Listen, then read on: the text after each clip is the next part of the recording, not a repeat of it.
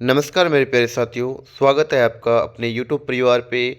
राजस्थान इतिहास एवं कला संस्कृति के 11,000 MCQ क्वेश्चन जो कक्षा 10 की जो बुक है उससे 11,000 MCQ क्वेश्चन बनाए गए हैं।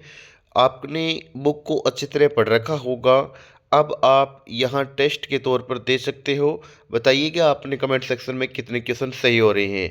चलिए स्टार्ट करते हैं कि पहला प्रश्न है 1949 ईस्वी में से पूर्व राजस्थान नाम से क्या अस्तित्व में नहीं था? राजनीति इकाई, सांस्कृतिक क्षेत्र, भौगोलिक क्षेत्र और ऐतिहासिक राज्य। मिलान कीजिए दोस्तों, इसका सही आंसर भौगोलिक इकाई। दूसरा हमारा प्रश्न है कि राजपूताना शब्द का सर्वप्रथम प्रयोग किसने किया था? Colonel James Tod, B George Thomas, C Abul Fazal, D Tod Brown. तो इसका सही आंसर मिलान कर लीजिए दोस्तों, जॉर्ज थॉमस। अगला हमारा प्रश्न है कि जॉर्ज थॉमस ने राजपूताना शब्द का प्रयोग किस वर्ष किया था? 1757 ईस्वी, 1800 ईस्वी, 1829 ईस्वी, 1957 ईस्वी। इसका राइट आंसर रहेगा बी, मिलान कर लीजिए। ठीक है। नेक्स्ट प्रश्न है annals and antiquities of Rajasthan के लेखक कौन थे? George Thomas, colonel Tod, colonel James Tod, James Mill. तो कर्नल जेम्स टोड सी उत्तर है, इसका मिलान कर लीजिए।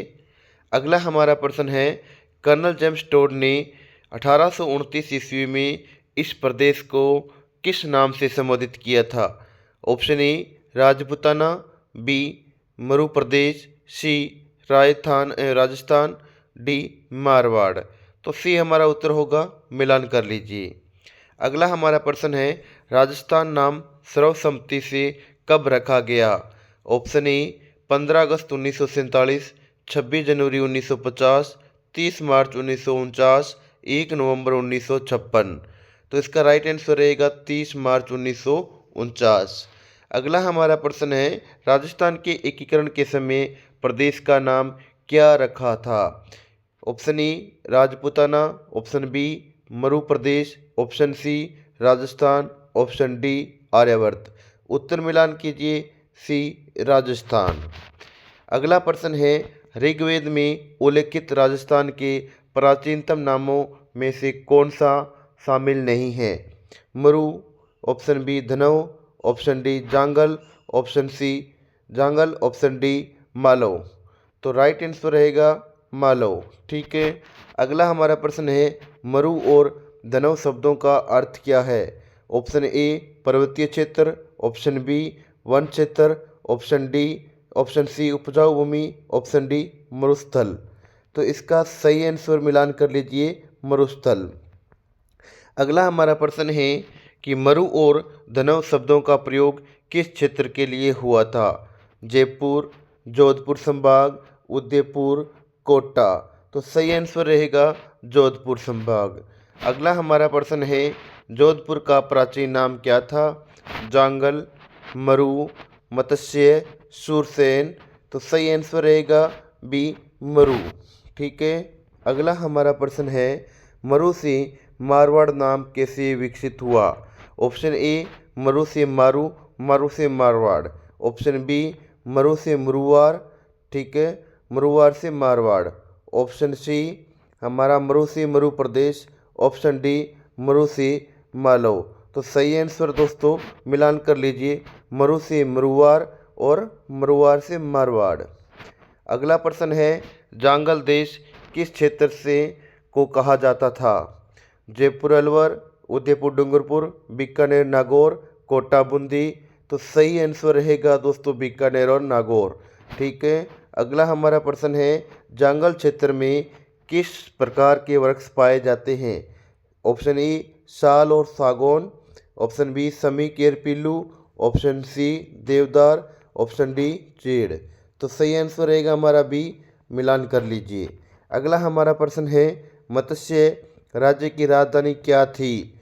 Option A Jaipur, B Alwar, C Viratnagar, D Bharatpur. तो उत्तर मिलान कर लीजिए विराटनगर। ठीक है। अगला हमारा प्रश्न है मत्स्य राज्य का उल्लेख किस ग्रंथ में मिलता है? रामायण, ऋग्वेद, महाभारत और पुराण। तो ऑप्शन मिलान कर लीजिए महाभारत। ठीक है। अगला हमारा प्रश्न है, मत्स्य राज्य का विस्तार किन क्षेत्रों तक था? Option A Jodhpur Bikaner, option B Jaipur Alwar Bharatpur, option C Udaipur Dungarpur और ऑप्शन डी कोटा बूंदी। उत्तर मिलान कीजिए बी जयपुर अलवर भरतपुर। अगला हमारा प्रश्न है, सूरसेन राज्य में कौन से क्षेत्र सम्मिलित थे? ऑप्शन ए बीकानेर व नागौर, ऑप्शन बी जयपुर व अलवर, ऑप्शन सी धौलपुर व करौली, ऑप्शन डी उदयपुर व बांसवाड़ा। उत्तर मिलान कीजिए सी करौली व धौलपुर। अगला हमारा प्रश्न है, सूरसेन का राज्य का उल्लेख किस ग्रंथ में मिलता है? Option A Rigveda, option B Arthaveda, option C Mahabharata, option D Manusmriti. तो इसका सही आंसर मिलान कीजिए सी महाभारत। अगला हमारा प्रश्न है, माही नदी के किनारे स्थित जो प्रतापगढ़ क्षेत्र को क्या कहा जाता था? Option A Jangal, option B Kanthal, ठीक है, option C Matsya, option D Maru. तो उत्तर मिलान कर लीजिए बी कांठल। ठीक है। अगला हमारा प्रश्न है, कांठल नाम किस कारण पड़ा था? ठीक है, पर्वतीय क्षेत्र होने के कारण, जनजाति के नाम पर, नदी के किनारे कांटे पर होने के कारण, मरुस्थल होने के कारण। उत्तर मिलान कीजिए सी नदी के किनारे कांटे पर होने से। अगला प्रश्न है कि छप्पन का मैदान किस कारण से प्रसिद्ध हुआ था? 56 दुर्ग होने से, 56 गांवों के समूह के कारण, 56 नदियों के कारण, 56 पर्वतों के कारण। तो इसका सही आंसर रहेगा 56 गांवों के समूह के कारण। अगला हमारा प्रश्न है, 56 का मैदान किस क्षेत्र में स्थित है? जयपुर सीकर, कोटा बूंदी, प्रतापगढ़ बांसवाड़ा और बीकानेर नागौर। तो इसका सही मिलान कीजिए सी प्रतापगढ़ और बांसवाड़ा। बेसरोडगढ़ से लेकर बिजोलिया तक का पठारी क्षेत्र किस नाम से जाना जाता था? Option A Girwa, option B Bagar, option C Uparmal, option D Hadoti. तो इसका सही आंसर मिलान कर लीजिए दोस्तों उपरमाल। ठीक है। उदयपुर के आसपास का क्षेत्र किस नाम से प्रसिद्ध था? Option A Bagar, option B Girwa, option C Shekhawati, option D Mand. तो उत्तर मिलान कीजिए दोस्तों गिरवा। अगला हमारा प्रश्न है, जैसलमेर का प्राचीन नाम क्या था? Option A Maru, option B Mand, option C Bhati, option D Marudhar. तो राइट आंसर रहेगा मांड। ठीक है। अगला हमारा प्रश्न है दोस्तों, और डूंगरपुर बांसवाड़ा क्षेत्र को क्या कहा जाता था? Option A Hadoti, option B Girwa, option C Bagar, option D Shekhawati. तो इसका उत्तर मिलान कीजिए दोस्तों बागड़। ठीक है। अगला हमारा प्रश्न है, कोटा और बूंदी का क्षेत्र किस नाम से जाना जाता है? Option A Uparmal, option B Hadoti, option C Bagar, option D Girwa. तो उत्तर होगा बी हाड़ौती। अगला हमारा प्रश्न है, सीकर, झुंझुनू व चूरू का क्षेत्र कहलाता था? Option A Bagar, B Uparmal, C Shekhawati, D Girwa. तो सही आंसर रहेगा सी शेखावाटी। अगला हमारा प्रश्न है दोस्तों, मानव इतिहास को मोटे तौर पर कितने कालों में बांटा गया? Option A 2, option B 3, option C 4 और डी 5। तो सही आंसर रहेगा हमारा 3। ठीक है, यानी 3 भागों में। ठीक है। प्राक युग की विशेषता, मुख्य विशेषता क्या है? दोस्तों जो प्राक युग की क्या विशेषता है मुख्य? ऑप्शन ए स्पष्ट लिखित साक्ष्य, अस्पष्ट लिखित साक्ष्य, कोई लिखित साक्ष्य नहीं, और डी विदेशी साक्ष्य। तो कोई लिखित साक्ष्य नहीं उत्तर होगा हमारा। दोस्तों अगला हमारा प्रश्न है 32वां कि आद्य युग से संबंधित कौन सा कथन सही है? कोई लिखित साक्ष्य नहीं, पूर्ण रूप से पढ़े जा सकने वाले साक्ष्य, अस्पष्ट या अपठनीय लिखित साक्ष्य और आधुनिक दस्तावेज। इसका सही आंसर होगा हमारा सी अस्पष्ट या अपठनीय लिखित साक्ष्य। अगला हमारा प्रश्न है, ऐतिहासिक युग की पहचान किससे होती है? शिलालेखों के अभाव से, स्पष्ट एवं सुपठित लिखित साक्ष्यों से, केवल मौखिक परंपरा से, डी गुफा चित्रों से। तो हमारा बी उत्तर राइट आंसर रहेगा, मिलान कीजिए स्पष्ट और सुस्पष्ट लिखित साक्ष्यों से। अगला हमारा प्रश्न है, भारतीय इतिहास में प्राक युग किस काल तक माना जाता है? ऑप्शन ए 600 ईस्वी तक, पूर्वी तक, हड़प्पा सभ्यता के बाद, हड़प्पा सभ्यता से पूर्व और मौर्य काल तक। तो सी आंसर होगा हमारा हड़प्पा सभ्यता से पूर्व। आद्य युग का समय माना जाता है सृष्टि से 600 ईस्वी पूर्व तक, हड़प्पा काल से 600 ईस्वी पूर्व तक, और 600 ईस्वी पूर्व से वर्तमान तक, और गुप्त काल तक। इसका सही आंसर मिलान कीजिए बी, यानी हड़प्पा काल से 600 ईस्वी तक। अगला हमारा प्रश्न है ऐतिहासिक युग की शुरुआत मानी जाती है 1000 ईसा पूर्व, 800 ईसा पूर्व, 600 ईसा पूर्व और 300 ईसा पूर्व। इसका उत्तर मिलान कीजिए सी 600 ईसा पूर्व। प्रागैतिहासिक राजस्थान के बारे में मोस्ट इंपॉर्टेंट क्वेश्चन देखिए 37वां क्वेश्चन है हमारा कि मानव सभ्यता का प्रारंभ मुख्यतः कहाँ हुआ था? मरुस्थलों में, पर्वतीय क्षेत्रों में, नदी घाटी में और समुद्री द्वीपों में। तो इसका सही आंसर मिलान कीजिए सी, यानी नदी घाटियों में। अगला हमारा प्रश्न है नदी घाटियाँ मानव जीवन के लिए उपयुक्त क्यों थी? पहला ऑप्शन जल की कमी के कारण, ऑप्शन बी कंदमूल फल पशु उपलब्ध होने के कारण, सी केवल खेती के कारण, डी व्यापारिक मार्गों के कारण। तो हमारा उत्तर रहेगा बी, यानी कंदमूल फल और पशु उपलब्ध होने से। दोस्तों ये जो सीरीज चल रही है, जो कक्षा 10 की राजस्थान कला संस्कृति इतिहास की जो बुक है उसके 11,000 MCQ तैयार किए हैं, उसका आज पार्ट फर्स्ट पढ़ रहे हो। दोस्तों ऐसे ही वीडियो पाने के लिए बने रहिए चैनल के साथ, चैनल को सब्सक्राइब कर लीजिए, वीडियो को ज़्यादा से ज़्यादा लाइक और शेयर कीजिए। दोस्तों प्रश्न भले ही छोटे छोटे हो लेकिन ये कथनों के रूप में आपके प्रयुक्त होंगे। इन्हीं कथनों के साथ आपको परफेक्ट परीक्षा में कितनी आपकी तैयारी है ये आपको अनुभव चलेगा। कमेंट सेक्शन में आप ज़रूर बताओगे कि कितने में से कितने क्वेश्चन आपके करेक्ट हुए हैं, क्योंकि दोस्तों आपने इस किताब को तो पूरा पढ़ लिया होगा।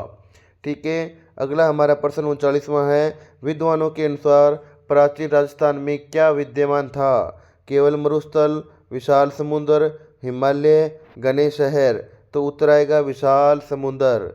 अगला हमारा प्रश्न है कि कौन सी नदियाँ उस समुद्र में गिरती थी?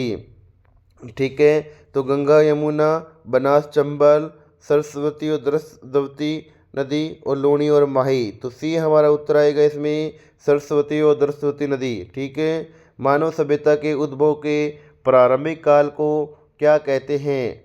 ठीक है, तो इसका पहला ऑप्शन ताम्रकाल, लोह काल, पाषाण काल और वैदिक काल।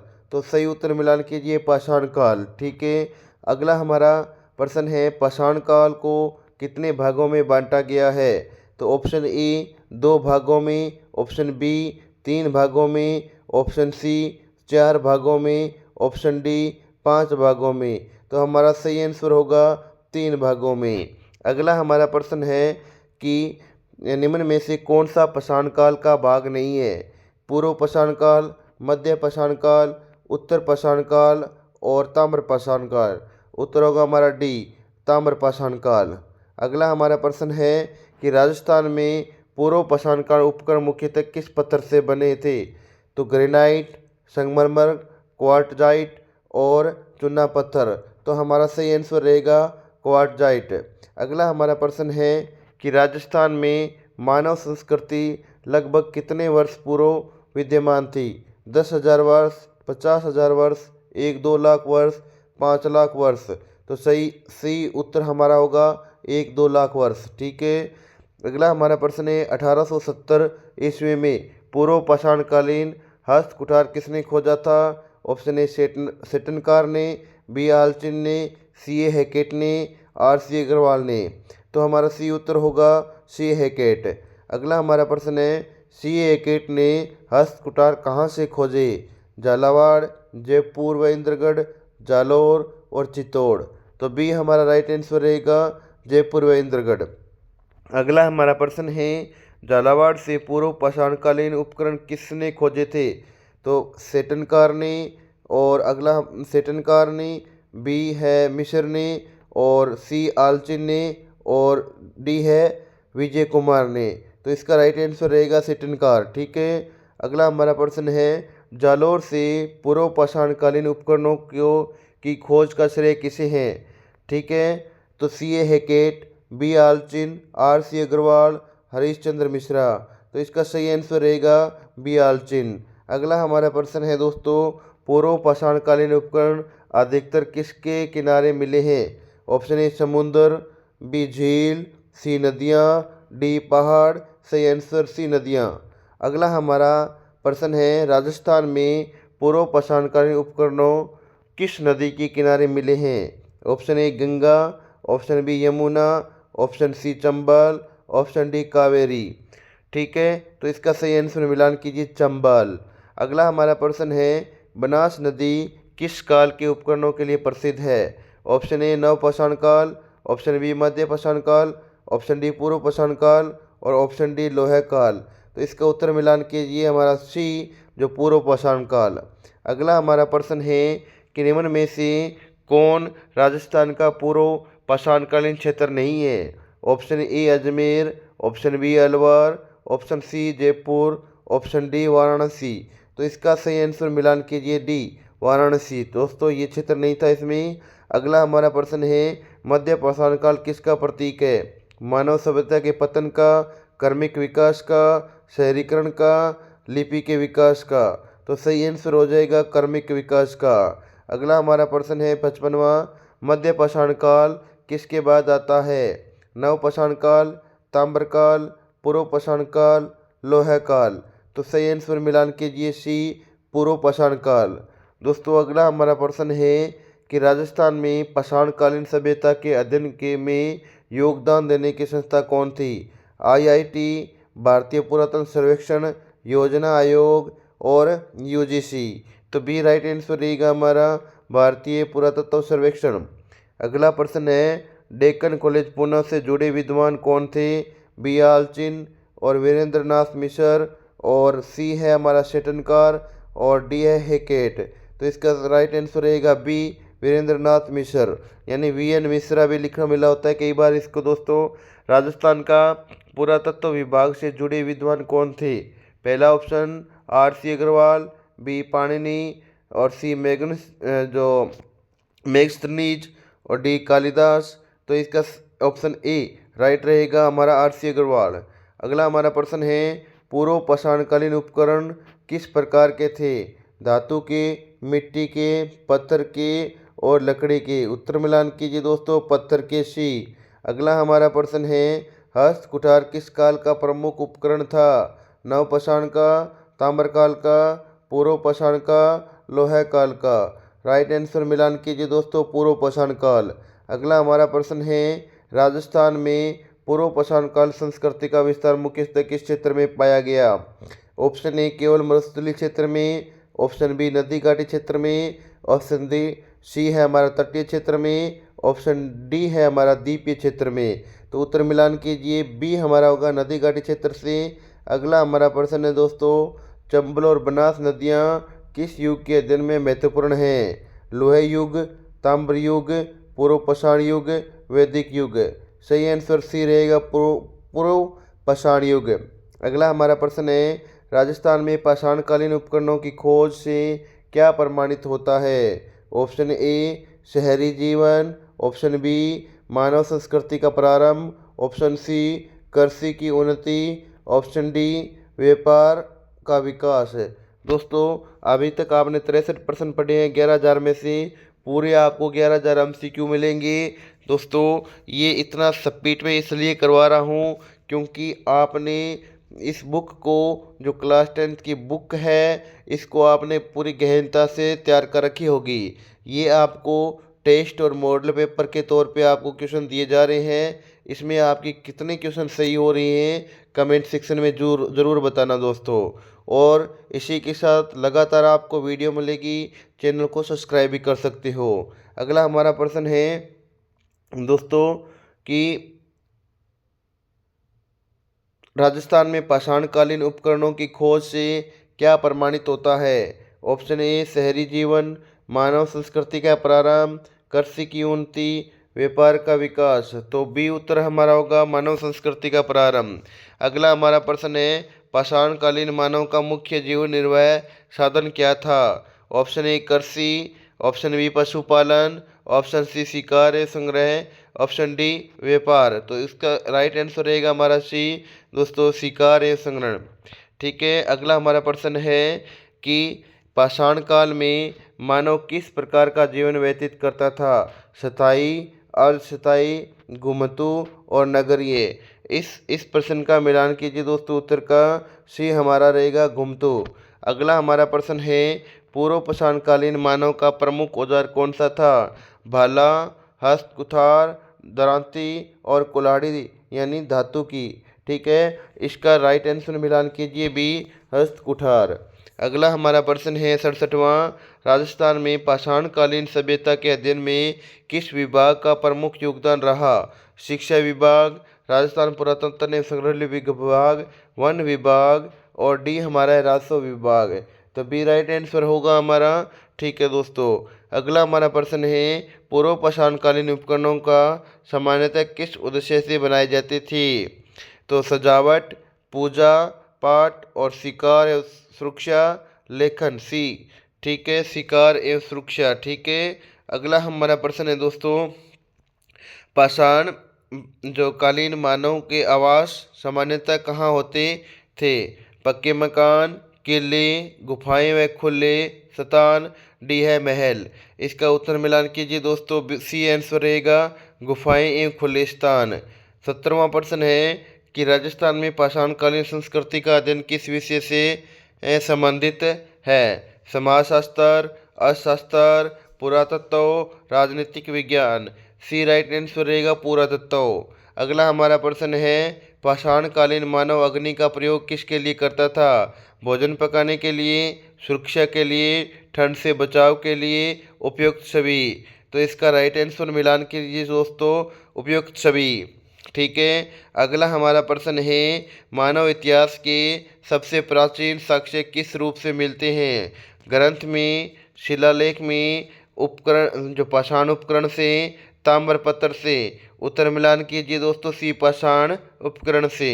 अगला हमारा प्रश्न है, राजस्थान को मानव सभ्यता के प्राचीनतम भूभागों में क्यों गिना जाता है? ऑप्शन ए उपजाऊ भूमि के कारण, ऑप्शन बी समुद्र की निकटता के कारण, ऑप्शन डी सी अनुकूल भौगोलिक स्थिति के कारण, ऑप्शन डी व्यापार मार्गों के कारण। तो इसका सही आंसर होगा दोस्तों सी अनुकूल भौगोलिक स्थिति के कारण। राजस्थान के प्रागैतिहासिक काल में कौन सा पाषाण काल प्रमुख रूप से मिलता है? ऑप्शन ए पुरा पाषाण काल, ऑप्शन बी मध्य पाषाण काल, ऑप्शन डी सी नव पाषाण काल और ऑप्शन डी लोह काल। इसका उत्तर मिलान कीजिए दोस्तों, बी मध्य पाषाण काल। अगला हमारा प्रश्न है, मध्य पाषाणकालीन उपकरण पश्चिम राजस्थान के किस नदी घाटी से प्राप्त होते हैं? चंबल, बनास, लूनी और माही। इसका उत्तर मिलान कीजिए दोस्तों, इसका उत्तर मिलान कीजिए सी। ठीक है, लूनी नदी।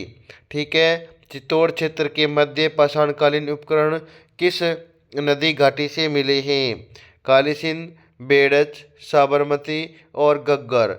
इसका राइट आंसर रहेगा बी बेड़च। ठीक है, अगला हमारा प्रश्न है, मध्य पाषाण काल के उपकरण सामान्यतः कैसे होते हैं? भारी और बड़े, मोटे और भद्दे, छोटे हल्के और कुशल, केवल ताम्र से बने। इसका उत्तर मिलान कीजिए दोस्तों, सी छोटे हल्के और कुशल। ठीक है, अगला हमारा प्रश्न है, माइक्रोलिथ किसे कहा जाता है? ऑप्शन ए बड़े पत्थरों के हथियार, ऑप्शन बी ताम्र के उपकरण, ऑप्शन सी छोटे पाषाण उपकरण और ऑप्शन डी लोहे के अस्तर। इसके उत्तर मिलान कीजिए दोस्तों, सी छोटे पाषाण उपकरण। अगला हमारा प्रश्न है, मध्य पाषाण काल में प्रयुक्त पत्थरों में से कौन सा शामिल नहीं है? Option A jasper, option D agate, option C chert, option D संगमरमर। तो इसका उत्तर मिलान कीजिए डी यानी संगमरमर। ठीक है, अगला हमारा प्रश्न है 80वां, निम्न में से कौन सा मध्य पाषाण काल का उपकरण है? ऑप्शन ए कुल्हाड़ी, option B blade, option C हल और ऑप्शन डी तलवार। इसका उत्तर मिलान कीजिए दोस्तों, बी जो कि ब्लेड। ठीक है, अगला हमारा प्रश्न है, ट्रिपेज और क्रेसेंट और ट्रायंगल किस काल से संबंधित है? लोह काल से, नव पाषाण काल से, मध्य पाषाण काल से और ताम्र काल से। उसका उत्तर मिलान कीजिए साथियों, सी मध्य पाषाण काल।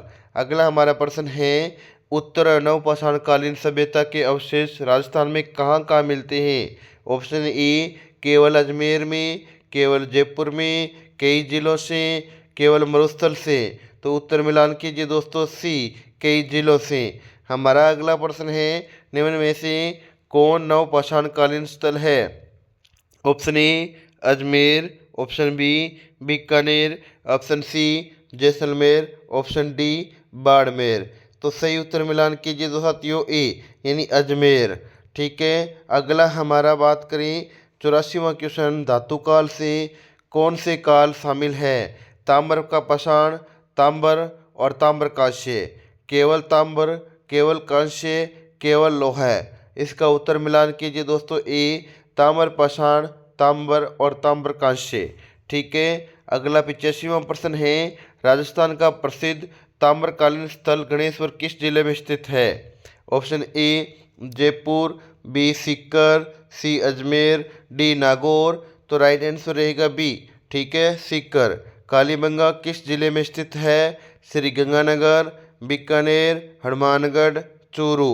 तो इसका राइट आंसर रहेगा सी हनुमानगढ़। अगला हमारा प्रश्न है, आहड़ और जाडौल किस जिले में स्थित है? चित्तौड़, उदयपुर, राजसमंद और भीलवाड़ा। तो इसका सही आंसर रहेगा उदयपुर। अगला हमारा प्रश्न है, कुराड़ा ताम्रकालीन स्थल किस जिले में है? अजमेर, नागौर, जोधपुर और पाली। तो हमारा राइट आंसर रहेगा बी नागौर। ठीक है, अगला हमारा प्रश्न है, बूढ़ा पुष्कर किस जिले में स्थित है? Option A Ajmer, option B Jaipur, C Tonk, D Bhilwara. Right answer A Ajmer. लोहे काल का ज्ञान किस दृष्टि के युग अंतरकारी था? ऑप्शन ए व्यापार के कारण, धार्मिक कारण, कृषि और हथियारों के विकास के कारण, कला के कारण। तो हमारा राइट आंसर रहेगा सी कृषि और हथियारों के विकास के कारण। अगला हमारा प्रश्न है, राजस्थान में लोह संस्कृति का प्रमुख स्थल कौन सा है? Option A Noh, option B Kalibanga, option C Ahar, option D Ganeshwar. इसका राइट आंसर रहेगा ए नोहे। ठीक है, अगला है, नोहे लोहे कालीन स्थल किस जिले में स्थित है? जयपुर, भरतपुर, टोंक, झुंझुनू। उत्तर हमारा रहेगा बी। ठीक है दोस्तों, भरतपुर। अगला हमारा प्रश्न है, लोहे को गलाने की भट्टियाँ कहाँ मिलती है? जोधपुरा में, सुनारी में, ए और बी दोनों में, कालीबंगा में। तो इसका सी आंसर रहेगा जोधपुरा सोनारी दोनों में मिलती है दोस्तों। अगला हमारा प्रश्न है 94, रेड को प्राचीन राजस्थान का टाटानगर क्यों कहा जाता है? व्यापार के कारण, लोहा सामग्री की प्रचुरता के कारण, कृषि के कारण, नगर योजना के कारण। उत्तर मिलान कीजिए, इसका राइट आंसर रहेगा मेरे साथियों बी। ठीक है, लोहे सामग्री की प्रचुरता के कारण। अगला हमारा प्रश्न है कि जो रेड है वो किस जिले में स्थित है? जयपुर में, टोंक में, अलवर में, दौसा में। तो सही आंसर रहेगा टोंक। ठीक है, अगला हमारा प्रश्न है, पीजीडब्ल्यू का पूरा नाम है painted green wire, painted grey wire, ठीक है, और पॉलिशेड ग्रे वायर और प्लेन ग्रे वायर। ठीक है, तो इसका राइट आंसर रहेगा बी पेंटेड ग्रे वायर। ठीक है, अगला हमारा है, पीजीडब्ल्यू संस्कृति का संबंध किससे है?